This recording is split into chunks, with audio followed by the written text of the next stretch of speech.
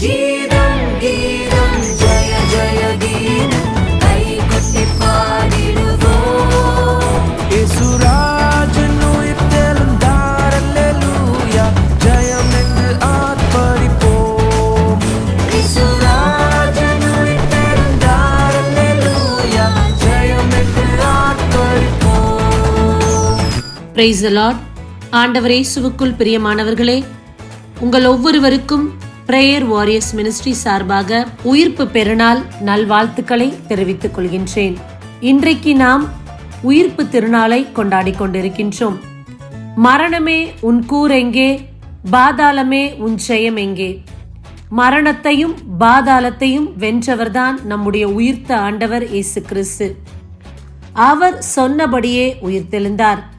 கிறிஸ்தவர்களுடைய வாழ்வு, அதனுடைய மையம் இன்றைக்கு கிறிஸ்துவின் உயிர்ப்பில்தான் அடங்கியிருக்கின்றது. இன்றைக்கு நாம் தியானிக்கக்கூடிய வார்த்தை என்னதென்றால், மத்தேயு அதிகாரம் 28 இறைவார்த்தை 6. அவர் இங்கே இல்லை, அவர் கூறியபடியே உயிருடன் எழுப்பப்பட்டார். அன்பார்ந்தவர்களே, இன்றைக்கு ஆண்டவர் சொன்னபடியே கல்லறையில் இல்லை, அவர் உயிருடன் எழுப்பப்பட்டிருக்கின்றார். இன்றைக்கு கல்லறைகளோ கற்களோ அவரை அடக்கி வைக்க முடியாது. அப்பேற்பட்டவர் நமக்கு வாழ்வின் முன்னோடியாய் வாழ்ந்து காட்டியிருக்கின்றார். நான் இந்த உலகத்தில் வாழ்ந்தேன், மரித்தேன், உயிரோடு எழுப்பப்பட்டிருக்கின்றேன்.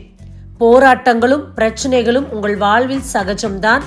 ஆனால் அந்த போராட்டத்துக்குள் சிக்கி தவித்து அதிலேயே மூழ்கி நிற்காதபடி அதிலிருந்து மீண்டும் உயிர்ப்பித்தவர்களாய் மீண்டும் புதிய வாழ்வுக்குள், மீண்டும் புதிய நாட்களுக்குள் கடந்து செல்லுங்கள். ஒரு சிறு கதை சொல்ல ஆசைப்படுகின்றேன். ஈஸ்டர் பண்டிகையை முன்னிட்டு ஆசிரியர் தங்களுடைய பிள்ளைகளுக்கு முட்டை ஓடு போல இருக்கக்கூடிய ஒரு டப்பாவை கொடுத்திருக்கின்றார். நீங்கள் எல்லோரும் திங்கட்கிழமை பள்ளிக்கு வரும்போது அந்த டப்பாவுக்குள் எதையாவது போட்டு எடுத்து வர வேண்டும். ஆண்டவர் கல்லறையில் இருக்கின்றார்.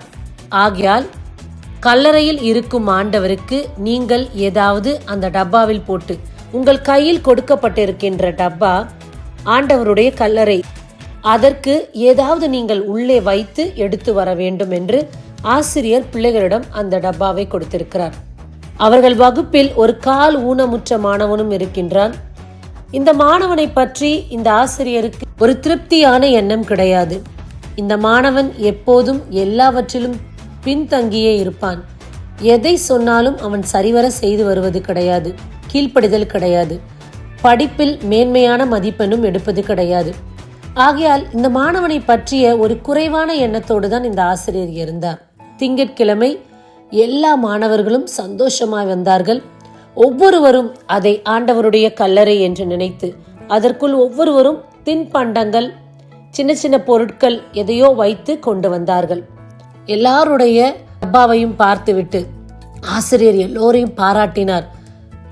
சில பிள்ளைகள் சின்ன சின்ன இனிப்புகளை அதனுள் போட்டு எடுத்து வந்தார்கள். சில பிள்ளைகள் மற்ற தின்பண்டங்கள், சில பிள்ளைகள் சின்னதாய் செய்த ரொட்டி, இது போல அநேகர் வித்தியாசமாய் எடுத்து வந்தார்கள். ஒவ்வொருவர் எடுத்து வந்த ஒவ்வொன்றையும் ஆசிரியர் பார்த்து, நன்றாக இருக்கிறது, இது ரொம்ப வித்தியாசமாக இருக்கிறது என்று பாராட்டை கொடுத்த வண்ணமாக இருந்தார். கடைசியாக அவர் பார்க்கிறார், இந்த கால் ஊனமுற்றவன் அவன் கையில் இருக்கக்கூடிய அந்த டப்பாவில் ஒன்றுமே இல்லை. அதை பார்த்துவிட்டு அந்த ஆசிரியர் அப்படியே கடந்து விடுகிறார். இந்த மாணவன் கேட்கின்றான், டீச்சர், எல்லார்கிட்டையும் நீங்க போனீங்களே, ஏன் என்னிடத்தில் நீங்கள் வரவே இல்லை டீச்சர்? அதற்கு அந்த ஆசிரியர் சொன்ன பதில், நீ எதுவுமே எடுத்துட்டு வரலையடா, ஏதாவது உள்ள போட்டு எடுத்துட்டு வரணும் தானே சொன்னேன். உடனே அந்த மாணவன் பதில் சொன்னான், டீச்சர், நீங்க ஏதாவது உள்ள போட்டு எடுத்துட்டு வர சொன்னீங்க, ஆனா ஆண்டவர் தான் உயிர் தெழுந்துட்டாரே, இப்ப அவர் கல்லறையிலே கிடையாதே, இப்ப நான் எதற்கு அந்த டப்பாவை கல்லறை என்று நினைத்து ஏதாவது போட்டு எடுத்து வர வேண்டும்? ஆண்டவர் இருந்தால் தானே நான் எடுத்து வர வேண்டும், ஆண்டவரே இல்லையே என்று சொன்னானாம். இந்த ஆசிரியர் மெய் சிலிர்த்து போனார், வியப்பாக பார்த்தார். ஆம் பிரியமானவர்களே, ஆண்டவரை எதிலும் நம்மால் அடைத்து வைக்க முடியாது.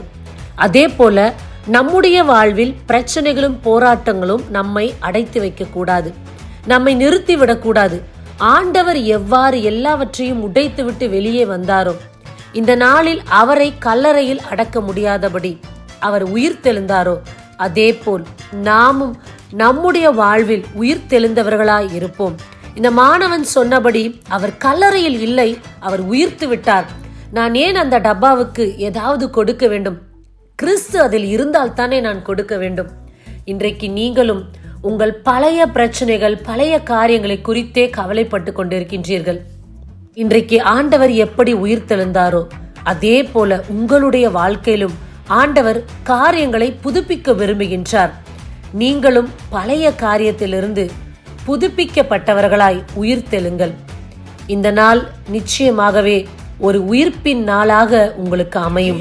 அதே போல் ஆண்டவர் சொன்னபடியே உயிருடன் எழுப்பப்பட்டார். இன்றைக்கு இறைவன் உங்களிடத்தில் எதையெல்லாம் வாக்குத்தத்தமாய் சொல்லி இருக்கின்றாரோ அதையெல்லாம் நிறைவேற்றக்கூடிய காலம் இந்த காலமாக இருக்கின்றது. இறைவனை நம்புங்கள். நிச்சயமாக உயிர்த்த ஆண்டவர் உங்கள் வாழ்வில் பல காரியங்களை புதுப்பிப்பார், உயிர்ப்பிப்பார். உயிர்த்த ஆண்டவருடைய சமாதானம் உங்கள் வாழ்வில் தங்குவதாக. ஆமேன். God bless you.